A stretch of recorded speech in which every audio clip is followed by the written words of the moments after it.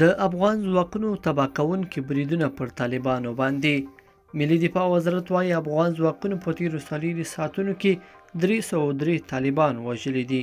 د افغانستان ملي دفاع وزارت وایي په تیرو څلورو ساعتونو کې له دفاعي او امنیتي ځواکونو سره متقابل بریدونو او نښتو کې 303 طالبان وژل شوي او 115 نور ټپیان دي. دغه راز د دغه وزارت د یوې خبرپاڼې په خپرولو سره ویلي دي دغه طالبان د ننګرهار، لغمان، غزني، پکتیکا، کندهار، زابل، فاریاب، هلمند، سرپل او نیمروز ولایتونو کې وژل شوي او ټپیان شوي دي. سرچینه وایي په دې عملیاتو کې همداراز یو اندازه وسلې او مهمات هم له منځه وړل شوي. افغان ځواکونو د دې په خوا کې 11 بېلابېل ډوله ماینونه چې د طالبانو د هیواد په مختلفو سیمو کې د ملکي خلکو دفاعي او امنیتي ځواکونو د تګ راتګ په لارو کې ځای پر ځای کړي وو د ملي اردو ځواکونو له لوري خنثی او کشف شول.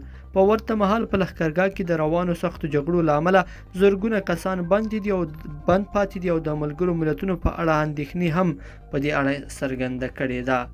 له نیویارک څخه د رویټرز خبري اژانس د راپور له مخې د ملګرو ملتونو ویاندې وایي موږ په لښکرګاه کې د ممکن زرګونو کسانو په جګړه کې بند پاتې وي د خلکو د خوندیتوب او ژوند په اړه ژوره اندېښنه لرو.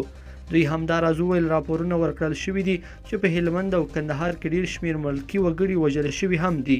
د خلکو کورونه ویجاړ شوي او همداراز د روغتونونو په شمول مهم تاسیسات وران شوي دي. شاهدان وایي چې ډیر شمیر کورونه، دکانونه او مارکیټونه سوځېدلي دي. پرون په هلمند کې د میوند قلي اردو قومندان جنرال سمیع سادات له ښاریانو وغوښتل چې له کورونو څخه ووځي څو دوی همالته عملیات وکړي. لیدونکو په دې هیله چې دا مطلب به مو تر پایه لیدلی وي. که مو دا ویډیو خوښه شوې ویډیو لایک کړئ او چینل سبسکرایب کړئ. تر بیا ښه وخت.